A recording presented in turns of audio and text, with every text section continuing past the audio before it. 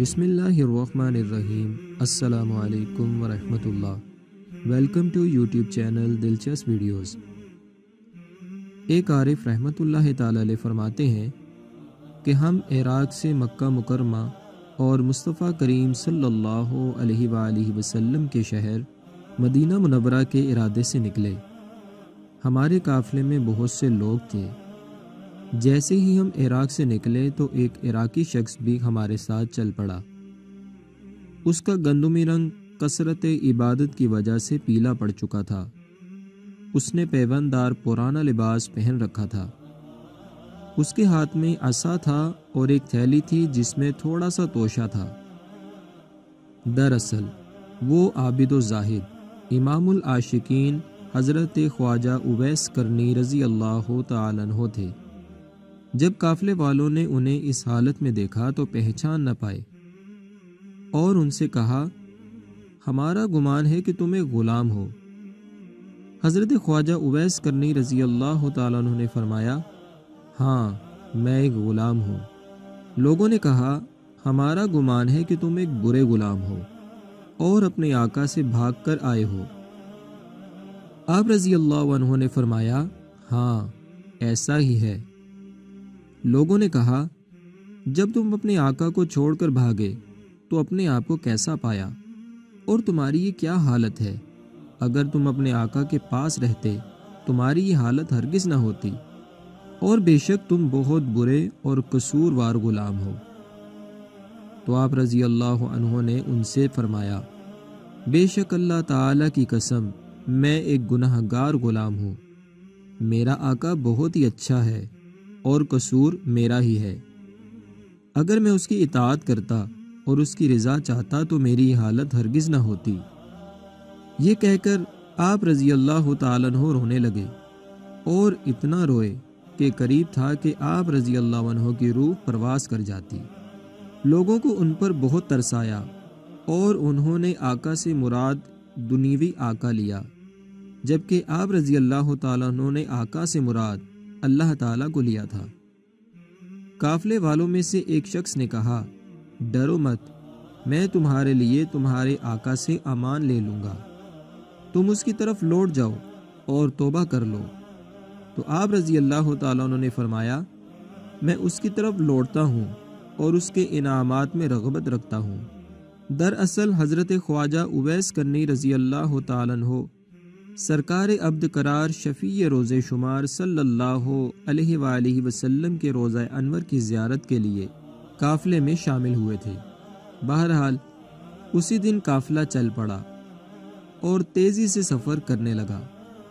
رات کو جب اس قافلے نے ایک پتھریلی جگہ پر پڑاؤ کیا، وہ رات انتہائی سرد اور بارش والی تھی۔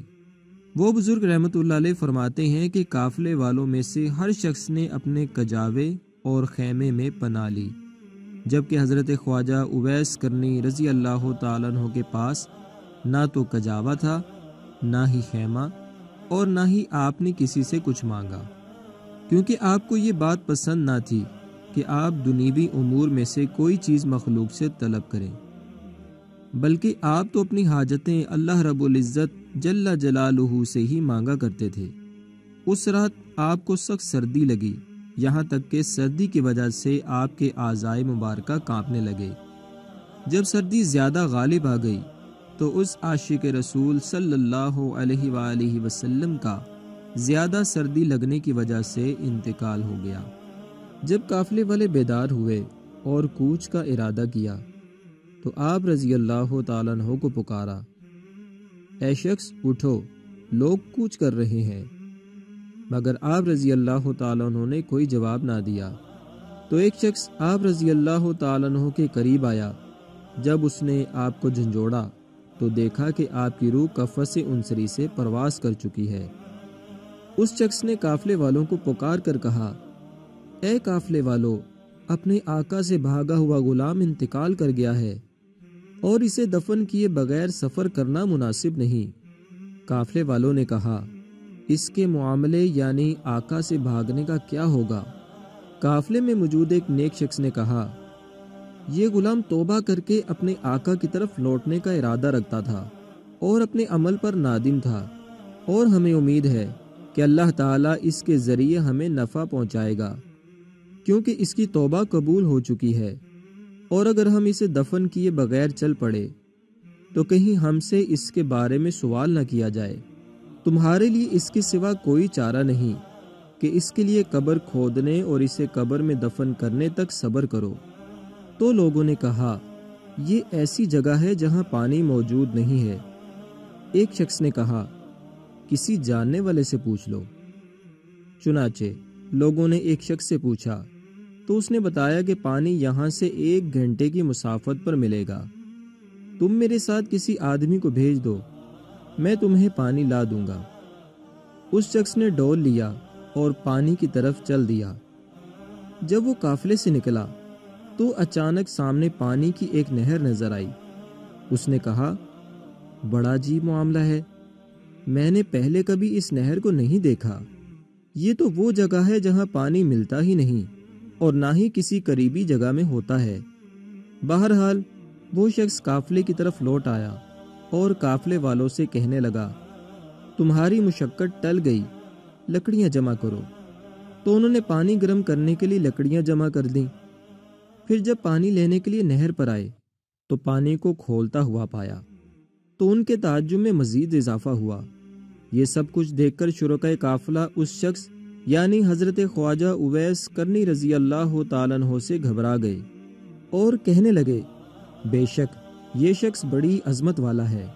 پھر ان لوگوں نے آپ رضی اللہ تعالیٰ عنہ کے لیے قبر کھودنا شروع کی تو مٹی کو مکھن سے زیادہ نرم پایا اور زمین سے خوشبو کی لپٹیں آ رہی تھی۔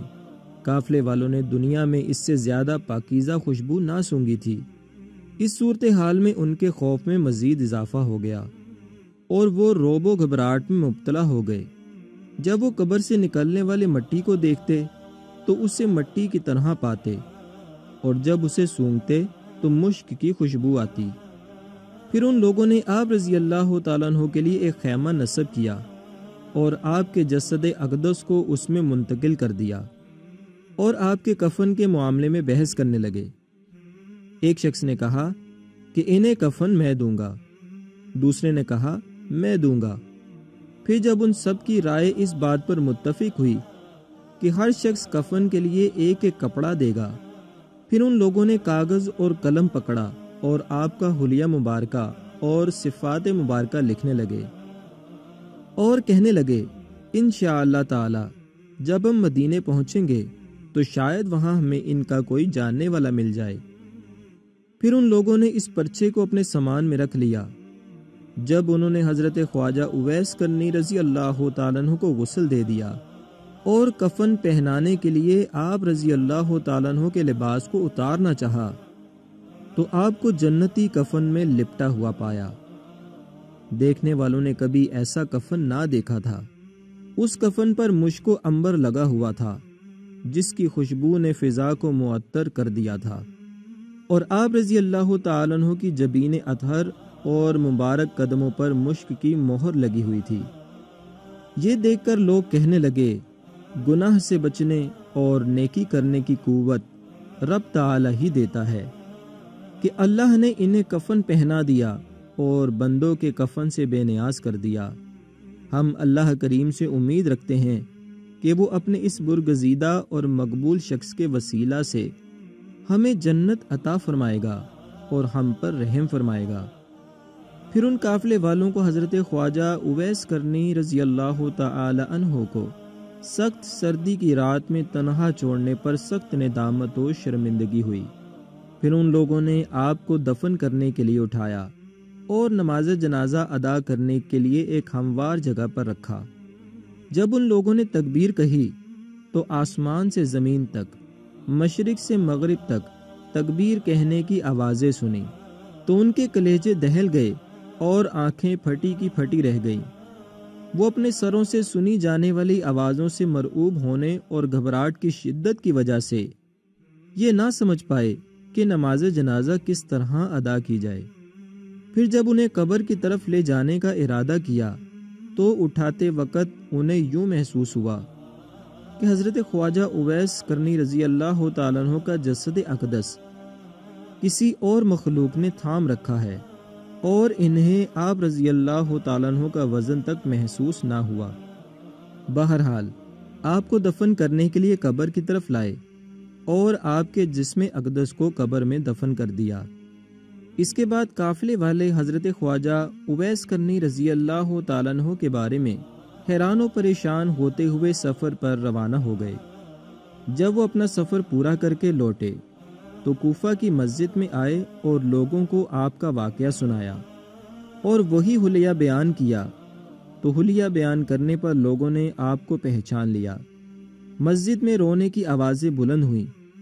اور دوستو، اگر آپ کے وصال کے بعد آپ کی کرامات ظاہر نہ ہوتی تو حضرت اویس کرنی رضی اللہ تعالیٰ عنہ کے وصال کی خبر کسی کو نہ ہوتی اور نہ ہی آپ کے مزار پر انوار کا پتہ چلتا، کیونکہ آپ نے لوگوں سے پوشیدگی اور کنارہ کشی اختیار کر رکھی تھی۔ حضرت اویس کرنی رضی اللہ تعالیٰ عنہ کا مزار کہاں ہے کے حوالے سے مختلف روایات ہیں۔ مطلب حضرت خواجہ اویس کرنی رضی اللہ تعالیٰ عنہ کا مزار مبارک ایک سے زیادہ مقامات پر ہے۔ ایک روایت یوں بھی ہے کہ حضرت خواجہ اویس کرنی رضی اللہ تعالیٰ عنہ کے 7 شاگرد تھے۔ جب انہوں نے حضرت خواجہ اویس کرنی رضی اللہ تعالیٰ عنہ کو دفن کیا تو اگلے روز حضرت خواجہ اویس کرنی رضی اللہ تعالیٰ عنہ کے مزار کو 7 جگہ پر پایا۔ کہا جاتا ہے کہ حضرت کا ایک مزار مبارک ترکی میں ہے، اسی طرح ایک مزار مبارک ایران میں ہے، ایک عراق میں، ایک آذربائیجان میں اور ایک ازبکستان یعنی ازبکستان کے صوبہ خوارزم کے شہر اور گنج سے 100 کلومیٹر کے فاصلے پر ریجن کراکل پاکستان میں بھی ہے۔ مگر حیرت کی بات یہ ہے کہ تمام مزاروں سے مخلوق خدا کو فیض، راحتیں اور کیفیت برابر مل رہی ہیں۔ دوستو، اصل بات یقین کی ہوتی ہے۔ کفار مکہ نے حضور علیہ السلام کو سر کی ظاہری آنکھوں سے دیکھا پر یقین نہ کر سکے اور جان نہ سکے، پر حضرت خواجہ اویس کرنی رضی اللہ تعالیٰ عنہ نے حضور صلی اللہ علیہ وآلہ وسلم کو ظاہری آنکھوں سے دیکھا بھی نہیں اور سب کچھ پا گئے۔ تو اصل بات یقین کی ہوتی ہے۔ یقین کامل تو پیر کامل۔ یقین کی دنیا ہی الگ ہوتی ہے، بس جس نے یقین کامل کر لیا اس نے سب کچھ پا لیا، اور جو یقین کی دولت سے محروم رہا تو اس نے کچھ بھی نہ پایا۔ وہ کسی شاعر نے کیا خوب کہا ہے، دی جس کو خدائے پاک نے وہ خوش نصیب ہے، کتنی عظیم ہے دولت یقین کی۔ اللہ رب العزت کی پاک اور بلند بارگاہ میں دعا ہے کہ اللہ کریم حضرت خواجہ اویس کرنی رضی اللہ تعالیٰ عنہ کے درجات کو بلند فرمائے اور ہمارا حضرت خواجہ اویس کرنی رضی اللہ تعالیٰ عنہ کا ذکر خیر کرنا اور سننا قبول فرمائے، آمین۔ دوستو، اگر آپ کو ہماری یہ ویڈیو پسند آئی ہے تو ہماری اس ویڈیو کو لائک اور شیئر ضرور کریں۔ اگر آپ ہمارے چینل پر نئے ہیں یا آپ نے ابھی تک ہمارے چینل کو سبسکرائب نہیں کیا تو نیچے دیے گئے لال رنگ کے بٹن کو دبا دیں اور ساتھ دیے گئے گھنٹی کے بٹن کو بھی پریس کر دیں تاکہ آپ کو ہماری نئی آنے والی ویڈیوز کا نوٹیفیکیشن بآسانی مل جایا کرے۔ دوستو، اب تک کے لیے اتنا ہی۔ ایک نئی ویڈیو کے ساتھ پھر حاضر ہوں گے۔ اپنا بہت سارا خیال رکھیے گا۔ فی امان اللہ۔